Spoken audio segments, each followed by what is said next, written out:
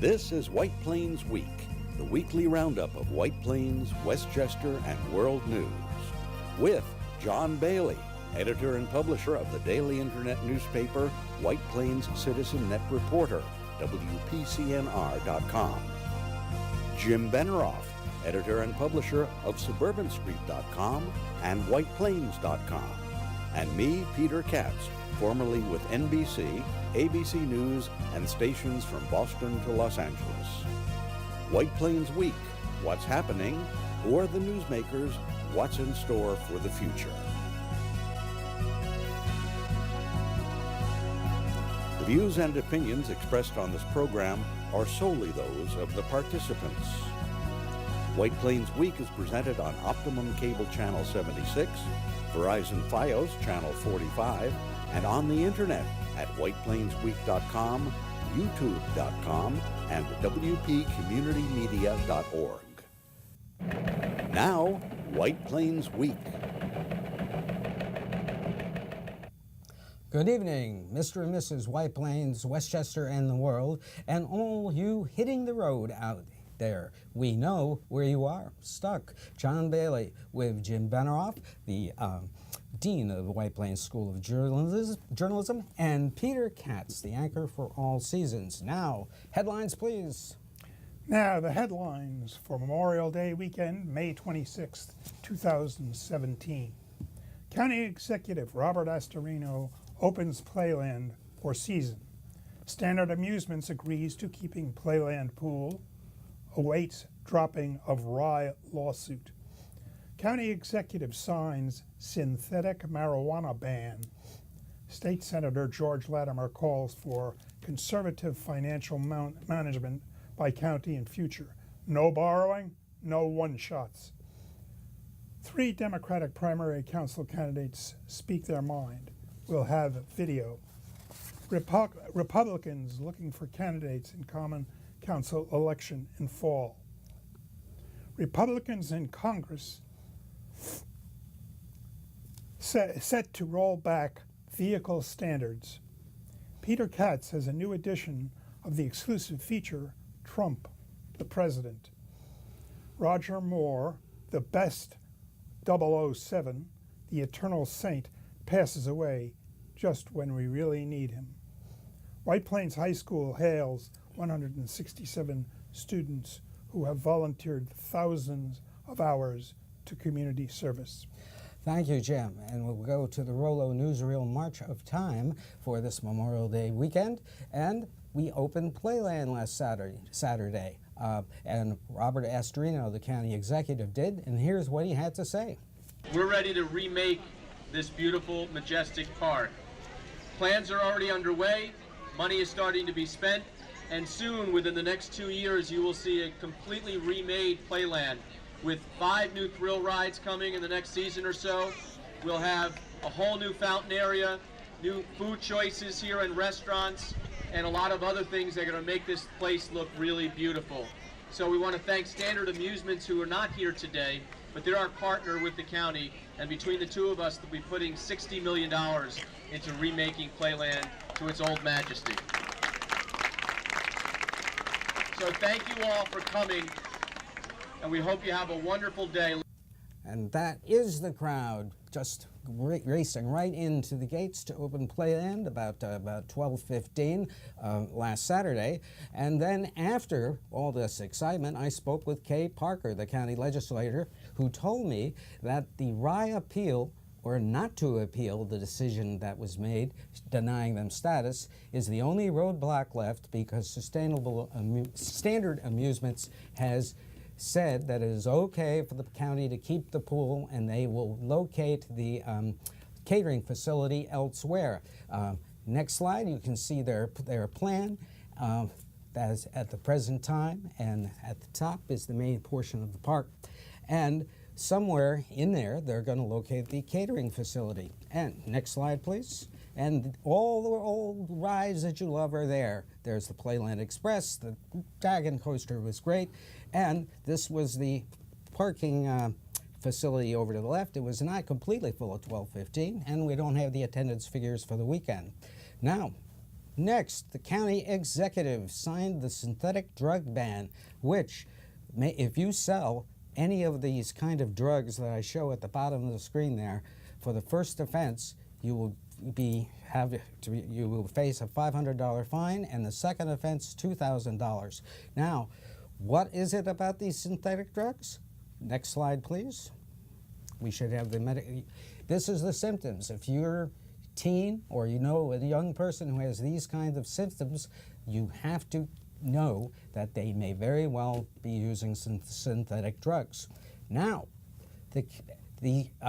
George Latimer put out a press release and blasted Astorino's budget flaws. And this is an intriguing interlude for him because it means that he wants, at one point, to really fund the programs that many feel have been shortchanged in the Astorino administration. But how is he going to do that when he is going to be physically conservative? Well, George Latimer, of course, is running for county executive. Yes. Now, right here in White Plains, 3 Democrats who are running against the Democratic City Committee's selection of Common Council candidates appear on the current edition of the program People to Be Heard, which is seen on these stations and on the internet at whiteplainsweek.com, youtube.com, and whiteplainscommunitymedia.org.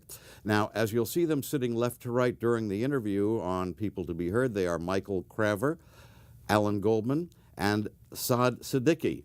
Now, they said that the city is too reliant on parking tickets and meter revenues, and John asked about replacing that money. Goldman answered first, then Siddiqui, and Craver.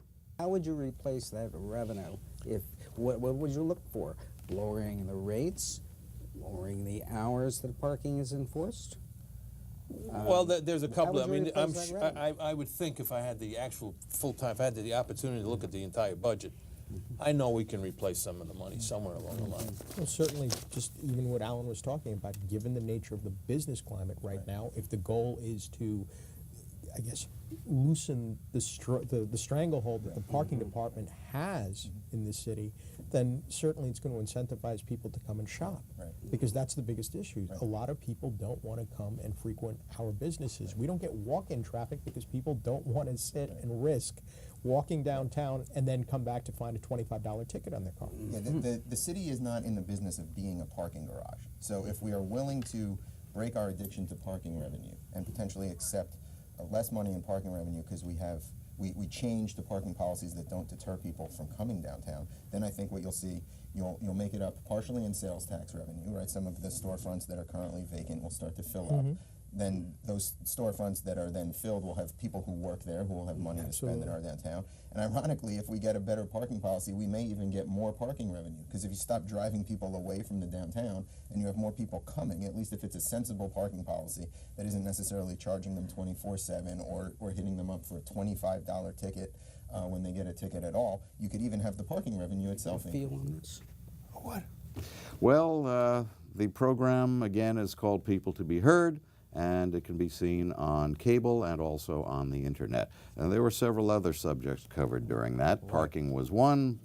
They also talked about the comprehensive plan, an update on that. They talked about development and so forth. And Jim, what were your impressions of the Cats?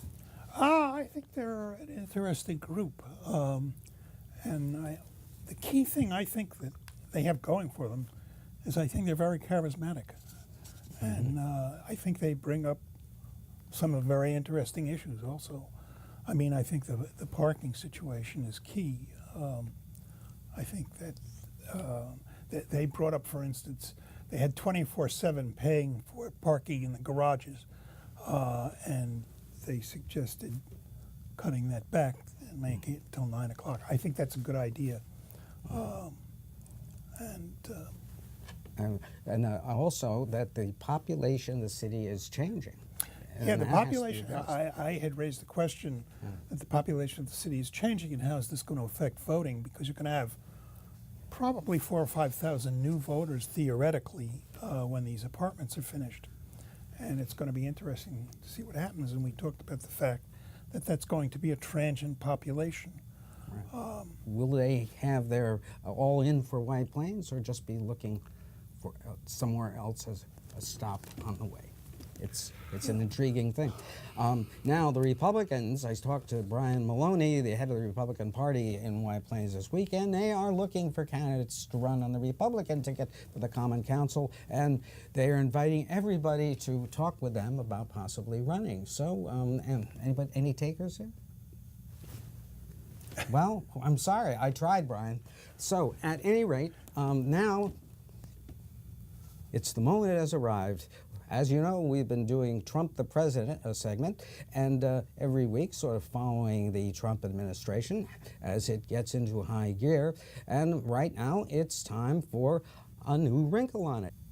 A Trump abroad, not so innocent. And Peter Katz, you have the story.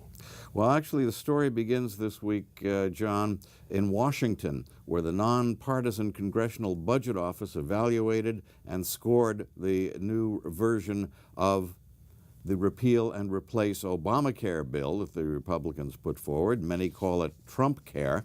Usually Congress won't pass a bill until it finds out the CBO's score, but Republicans were in such a rush that they didn't wait for the CBO to score Trumpcare, and they passed it in the House. Now, the CBO found that Trumpcare will eliminate health insurance for 23 million Americans, about the same as in the first version, which was pulled before the House could vote on it because they knew that the House would defeat it. The Republicans in the Senate have been trying to come up with some version which they can pass. They've been working on it behind closed doors under the guidance of Senate Republican leader Mitch McConnell. The Senate Democrats have been locked out and, led by New York's Chuck Schumer, held a news conference on Wednesday. Senator Bernie Sanders spoke. You'll see Schumer just behind Sanders. We can call this legislation whatever we want. You can call it a destroy health care bill. You could call it a tax break for the rich bill, but we should not call it a health care bill, because I have never seen a health care bill which throws 23 million Americans off of health insurance. That's not a health care bill. It's not a health care bill when you cut Medicaid by $800 billion, denying health insurance to children or some of the poorest people in this country, or middle-class people who need help with nursing home care for their parents. It is not a health care bill when you defund Planned Parenthood and deny 2.5 million women their choice of health care providers. It is not a health care bill when you force older workers to pay 2, 3, 4 times more for the health care that they currently get. So call it whatever you want, but please do not call this bill a health care bill. This is legislation that provides over $200 billion in tax breaks to the wealthiest 2%. It is legislation which provides hundreds of billions of dollars in tax breaks for the insurance companies, the drug companies, and other people in the medical industry. Our job is to come together and improve the Affordable Care Act. That means lower deductibles, lower co-payments, lower prescription drug costs. Our job is to pass a health care bill, not to throw millions of people off of the health insurance they currently have. Now, as part of his 9-day overseas trip, President Trump visited the Jewish Holocaust Memorial in Jerusalem. It's called Yad Vashem.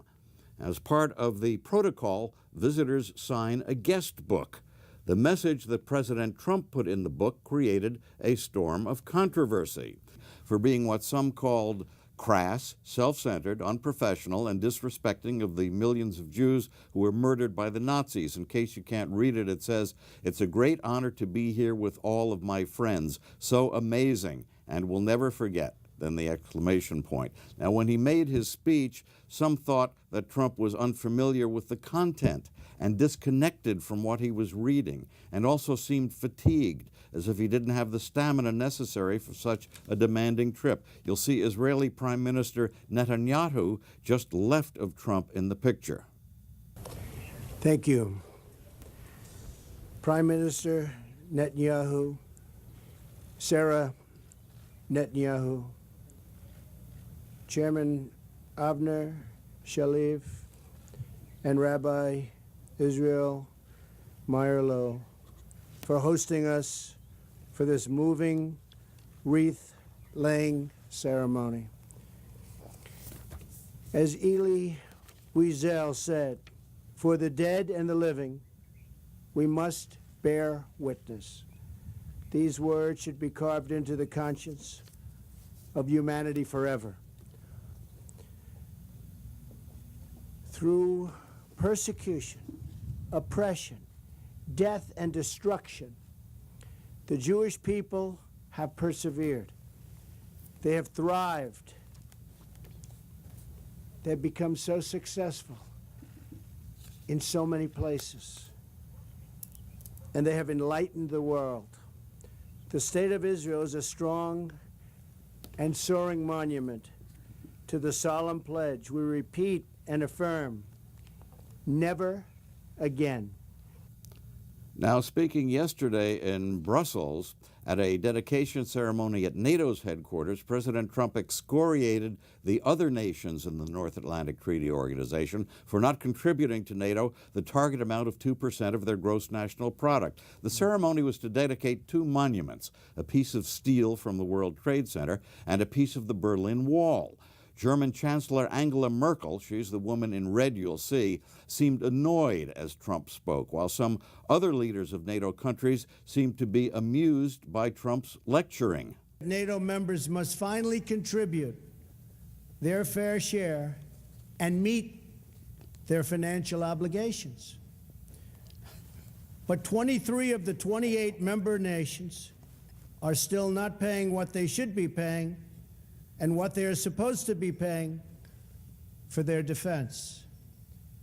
This is not fair to the people and taxpayers of the United States. And many of these nations owe massive amounts of money from past years and not paying in those past years. Over the last 8 years, the United States spent more on defense than all other NATO countries combined. If all NATO members had spent just 2% of their GDP on defense last year, we would have had another $119 billion for our collective defense and for the financing of additional NATO reserves. Now, some German news services this morning report that in a private meeting, Trump threatened to limit the sale of German cars in the U.S. Trump did not respond to a question from U.S. reporters later about what the Germans had reported. The FBI has Jared Kushner in its sights. He's Donald Trump's son-in-law and an important advisor working as a top White House official without being on the payroll. The FBI believes he knows about what went on with Trump and the Russians even before the campaign. And the FBI wants to know about Kushner's contacts with Russian officials and a Russian banker. The FBI's interest in Kushner was confirmed by the Washington Post and NBC News. The Democratic National Committee calls for the suspension of Kushner's security clearance. Radio station WNYC here in New York says its investigative reporters have learned that a California organization named CIM Group financed Jared Kushner's redevelopment of the Watchtower building in Brooklyn to the tune of $340 million, and that group has been involved in 7 deals which benefited Donald Trump and Trump associates. And WNYC also reports that the CIM Group receives millions of dollars in U.S. government contracts, including $37 million a year in property rentals from the General Services Administration. The U.S. Court of Appeals for the Fourth Circuit has upheld the court order preventing enforcement of Trump's executive order banning Muslim immigrants. Attorney General Jeff Sessions says the administration will now take the case to the U.S. Supreme Court. The public broadcasting system series Frontline this week presented a program called Bannon's War, all about Steve Bannon. Frontline says Bannon, Trump's security advisor, hooked up with Steve Miller, who's now Trump's chief speechwriter, when Miller was an aide to Senator Jeff Sessions. The three of them, according to Frontline, with the help of Wall Street billionaire Robert Mercer, approached Trump to get him to be frontman for their radical views. Before Frontline's telling of the story, some believed it was Trump who recruited Bannon, Miller, and Sessions for his campaign, not the other way around. The Washington Post reports that Trump asked Director of National Intelligence Dan Coats and National Security Agency Director Admiral Michael Rogers separately to publicly deny there was collusion between Trump and Russia and the Trumpsters and Russia. And former FBI Director James Comey revealed the existence of the FBI's Russia inquiry. Both Coats and Rogers denied the request because they believed it was inappropriate, the report said. Mick Mulvaney, Trump's budget director, unveiled the new budget proposal on Monday. As expected, it knocks the legs out from under the middle class and poor, especially blue-collar Trump voters, and gives big gifts to billionaires. Highlights cuts to Medicaid, over $800 billion, as we heard from Bernie Sanders. Cuts to food stamps, $193 billion. Cuts to student loans, $143 billion. Cuts to federal worker retirement programs, $63 billion. Social Security disability insurance virtually eliminated. For rich folks, the estate tax is eliminated. Capital gains rates are lowered. Corporate tax rates are cut. The 7 existing tax brackets are reduced to 3, with a top rate of 35%. Most middle-class taxpayers may find themselves in a higher tax bracket. Enough? It's just mind-boggling that cutting Social Security disability payments, a lot of persons depend upon that. Now, How can they when do that? Mick Mulvaney, the budget director, explained this to newsmen at a briefing, news people at a briefing on Monday, what he said was they don't consider SSI, Social Security Disability, to be part of Social Security itself. Since when? Well, since Trump promised during the campaign that he would not cut Social Security. Yeah. So they're saying that eliminating SSI is not cutting Social Security. Well, I bet you no one really knows that. Well, I didn't. if they watch this show, now they do. Well, that's why we do this. A laundry list of everything tried to wrap up. And no this one is else does that. only a fraction of what's Yeah, going on. That's true. Meanwhile, I ran across this quote. Elie Wiesel, Trump. Look, But this is serious. This is a serious quote. Well, but Trump didn't get it right in Jerusalem. Anyway, this is an important quote. The opposite of love is not hatred, but indifference. And that is what characterizes this administration. Indifference to suffering, indifference to needs, but except for the very wealthy. It's reflected in the budget, John. It is. It's You know, true. but right here, if we can get back to local news, there's no indifference when it comes to real estate. The Westchester County Association held a real estate summit over in Tarrytown, where real estate was the subject, and actually real estate reuse was the highlight of this, where speakers discussed something that we see happening a little bit here in White Plains, which is the reuse of existing buildings, repurposing facilities. Chris Gomez, the White Plains Planning Commissioner, during the summit pointed to the Esplanade, which, as we know now, is being reworked into luxury apartments. It actually seems stalled out at the present time.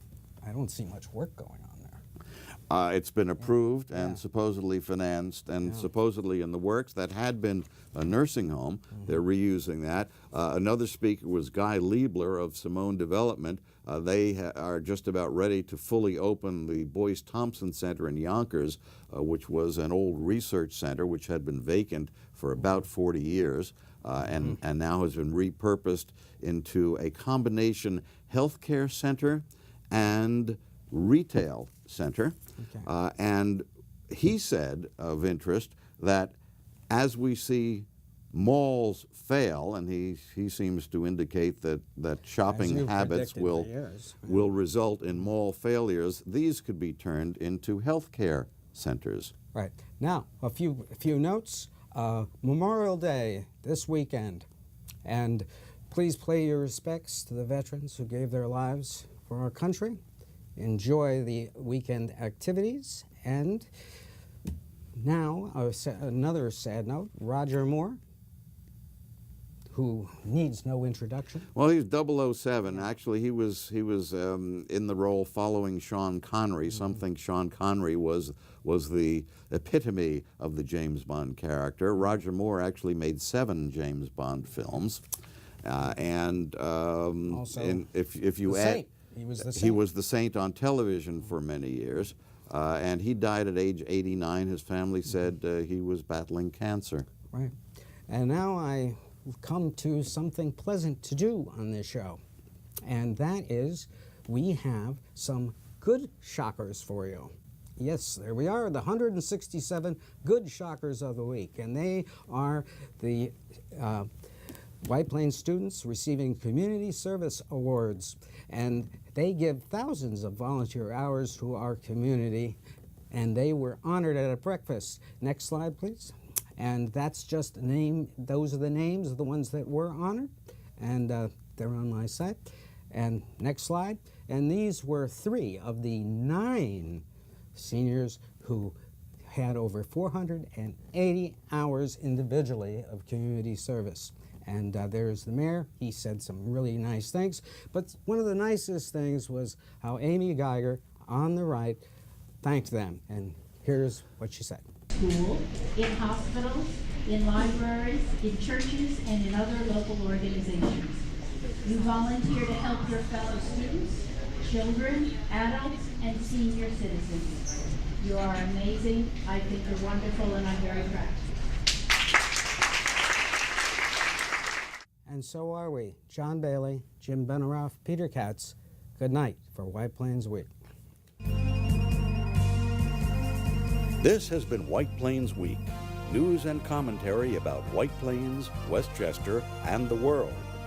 The views and opinions expressed on this program were solely those of the participants. White Plains Week, produced by White Plains Citizen Net Reporter, and presented on Optimum Cable Channel 76 and Verizon Fios Channel 45.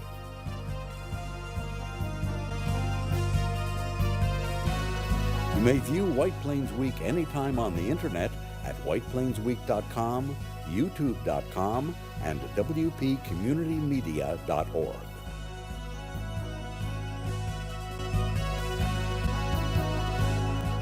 For White Plains Week, this is Peter Katz speaking.